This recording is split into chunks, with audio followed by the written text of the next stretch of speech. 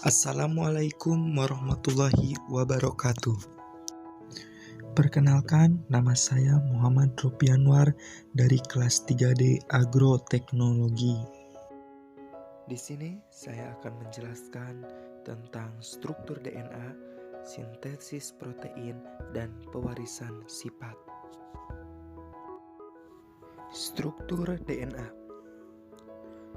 Molekul DNA dan RNA itu molekul besar yang terdiri atas 3 komponen.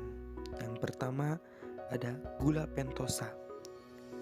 Gula pentosa dibagi menjadi 2, yaitu ada ribosa dan deoksiribosa.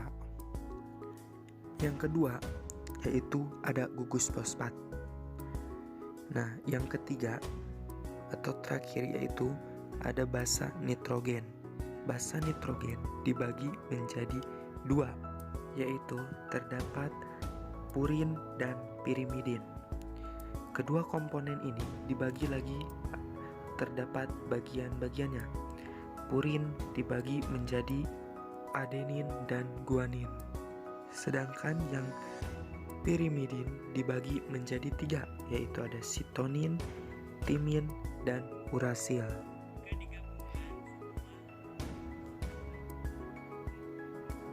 Kelima basa nitrogen ini disimpulkan dengan A, G, C, T, U.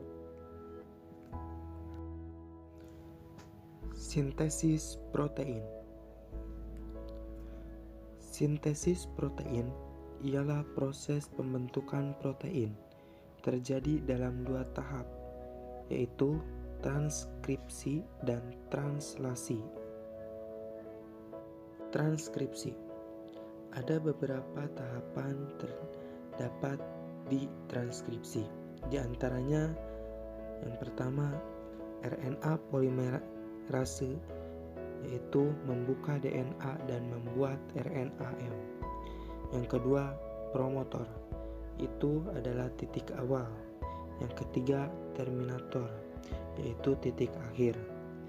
Yang keempat RNA polimerase sampai di terminator RNAM terbentuk.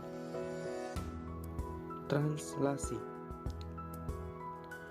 Di translasi terdapat beberapa tahapan. Di antaranya yang pertama dimulai ketika RNAT yang membawa asam amino metionin menempel di ribosom subunit kecil atau kodonat AUG. Yang kedua, RNAT akan melepas asam amino yang dibawa. Yang ketiga, RNAT yang membawa asam amino lain masuk ke ribosom subunit kecil. Terbentuk asam amino bergandengan. Pewarisan sifat. Pewarisan sifat atau hereditas merupakan penurunan sifat dari induk atau orang tua kepada keturunannya anak. Ilmu yang mempelajari tentang pewarisan sifat ini disebut genetika. Sifat-sifat makhluk hidup diwariskan melalui sel kelamin jantan dan sel kelamin betina. Bagian sel yang bertanggung jawab terhadap penurunan sifat ini terdapat di bagian inti sel atau nukleus. Di dalam inti sel terdapat kromosom. Kromosom merupakan benang-benang halus yang berfungsi sebagai faktor pembawa sifat keturunan. Di dalam kromosom terdapat substansi pembawa sifat keturunan yang terdiri atas senyawa kimia yang disebut gen. Gen berfungsi sebagai penentu sifat-sifat suatu makhluk hidup. Kromosom dan gen